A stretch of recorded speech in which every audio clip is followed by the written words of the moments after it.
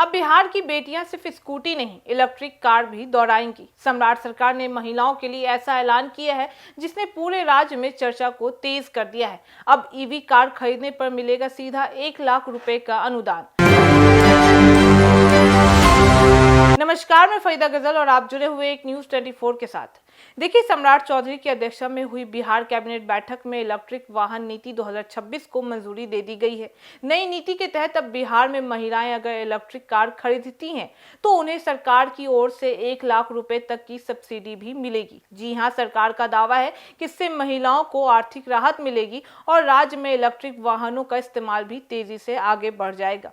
दरअसल बिहार सरकार अब पर्यावरण, ईंधन बचत और आधुनिक परिवहन को लेकर बड़ा बदलाव लाने की तैयारी में जुटा हुआ है। इसी दिशा में नई बिहार इलेक्ट्रिक वाहन संशोधन नीति 2026 को मंजूरी भी दी गई है।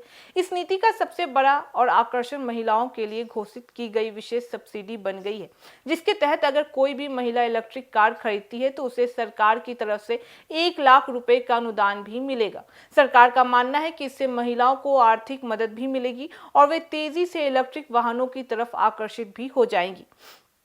सिर्फ कार ही नहीं बल्कि 2 पहिया और मालवाहक इलेक्ट्रिक वाहनों पर भी सब्सिडी देने का फैसला किया गया है। सामान्य वर्ग के लोगों को इलेक्ट्रिक 2 पहिया वाहन खरीदने पर 10,000 रुपए की सहायता भी मिलेगी, जबकि अनुसूचित जाति और जनजाति वर्ग के लोगों को 12,000 रुपए तक का अनुदान भी दिया जाएगा। वहीं इलेक्ट्रिक मालवाहक 3 व्हीलर वाहन खरीदने पर सामान्य वर्ग को 50,000 रुपए और SC/ST वर्ग को 60,000 रुपए तक की सहायता भी मिलेगी। सरकार का दावा है कि इस योजना से रोजगार के नए अवसर भी पैदा होंगे, क्योंकि आने वाले समय में ईवी सेक्टर तेजी से आगे बढ़ने वाला है। दरअसल बिहार सरकार ने साल 2030 तक बड़ा लक्ष्य तय भी किया है, जिसके अनुसार राज्य में बिकने वाले नए वाहनों में 30% हिस्सेदारी इलेक्ट्रिक वाहनों की ही होगी। सरकार का अनुमान है कि इससे हर साल करीब 10 करोड़ लीटर पेट्रोल और डीजल की बचत भी होगी और प्रदूषण भी काफी हद तक कम किया जा सकेगा।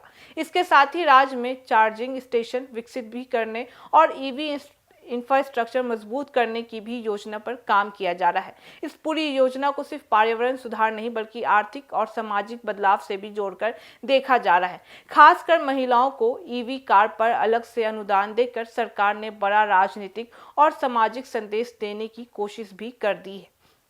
हालांकि अब यह भी सवाल उठ रहे हैं कि क्या बिहार में ईवी चार्जिंग नेटवर्क और इंफ्रास्ट्रक्चर इतना मजबूत होगा कि लोग बड़े स्तर पर इलेक्ट्रिक वाहनों को अपना पाएंगे, क्योंकि अभी राज्य के कई हिस्सों में चार्जिंग सुविधाएं सीमित है। लेकिन सरकार का दावा है कि आने वाले वर्षों में इस दिशा में तेजी से काम भी किया जाएगा। फिलहाल यह फैसला बिहार में इलेक्ट्रिक वाहन क्रांति की शुरुआत के तौर पर देखा जा रहा है।